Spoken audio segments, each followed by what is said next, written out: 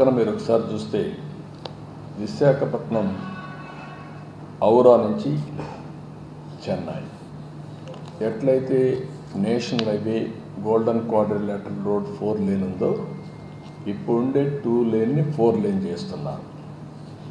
Including electricity కూడా, electrical lines కూడా పెడుతున్నారు. దీనివల్ల చాలా అడ్వాంటేజెస్ వస్తాయి. మనకు 4 లేన్స్ వచ్చినప్పుడు ట్రైన్ మూమెంట్ పెరుగుతుంది, గూడ్స్ ఏవైతే ఉంటాయో ట్రాన్స్పోర్టేషన్ పెరుగుతుంది. అవసరమైతే మన సిటీ టు సిటీ నమో భారత్ కింద 200 కిలోమీటర్ల లోపల ఉంటే ఈ ట్రైన్స్ వేసుకుంటాం. అక్కడ మీరు ఒకసారి చూస్తే శ్రీకాకుళం నుంచి నెల్లూరు వరకు, తడ వరకు ప్రతి ఒక్క టౌన్ కూడా కనెక్ట్ అవుతుంది. టోటల్ కోస్టల్ అంతా కూడా కనెక్ట్ అవుతుంది. దీంట్లో నమో భారత్ 200 కిలోమీటర్లకు వేసుకుంటే షటిల్స్ కింద ఈజీగా వస్తాయి. వందే భారత్ 600 కిలోమీటర్ల వరకు చైర్ కార్ వస్తుంది. నైటే ట్రావెల్ చేయాల్సి వస్తే ఇంకా ఎక్కువ డిస్టెన్స్ ఉంటే స్లీపర్ కూడా వస్తుంది.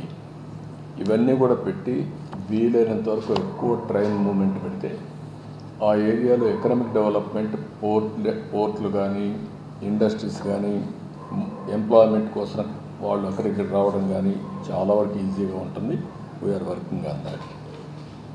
ఇది కాకుండా ఇంకొక పక్కన అమరావతి నుంచి మనకు విజయవాడ నుంచి అమరావతి ఆ రైల్వే లైన్ నుంచి క్యాపిటల్కి తీసుకురావడానికి ఎప్పటి నుంచి అడిగాం. అది యాక్ట్లో కూడా ఉంది. దాన్ని కూడా ఒప్పుకున్నారు, శాంక్షన్ చేశారు.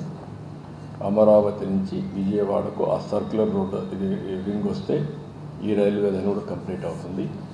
ఇది కాకుండా మచిలీపట్నం నుంచి రేపల్లి కనెక్టివిటీ, ఒక పోర్టుకి ఒక మెయిన్ లైన్కి కనెక్టివిటీ చేస్తే అక్కడి నుంచి మళ్ళీ కాకినాడ వరకు కనెక్టివిటీ వస్తుంది.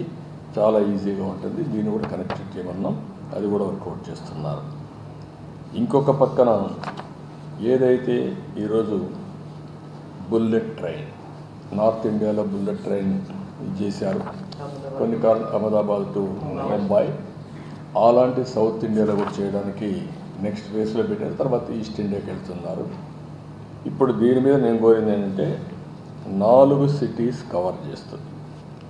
హైదరాబాద్, అమరావతి, చెన్నై, హైదరాబాద్, బెంగళూరు. ఈ 3 సిటీలు 3 కోట్ల జనాభా, 1 crore ప్లస్ ఉంటుంది. అమరావతి 40-50 లక్షలు ఉంటుంది, అది కూడా 1 కోటి అవుతుంది. 4 ఎకనామిక్ హబ్స్ని కనెక్ట్ చేస్తూ బుల్లెట్ ట్రైన్ వస్తే చాలా వరకు ఎకనామిక్ యాక్టివిటీ పెరుగుతుంది, మూమెంట్ ఈజీ అవుతుంది. దీస్ కూడా ఆలోచిస్తూ ఉన్నారు. 2026కి ఇది వర్క్ స్టార్ట్ కావచ్చు. ఈ పీరియడ్లోనే స్టార్ట్ అయ్యే అవకాశాలు ఉన్నాయి. దీన్ని ఫాలోఅప్ చేస్తున్నాం. ఇంకొక పక్కన రైల్వే స్టేషన్స్ అన్నీ మోడర్నైజేషన్ ఆఫ్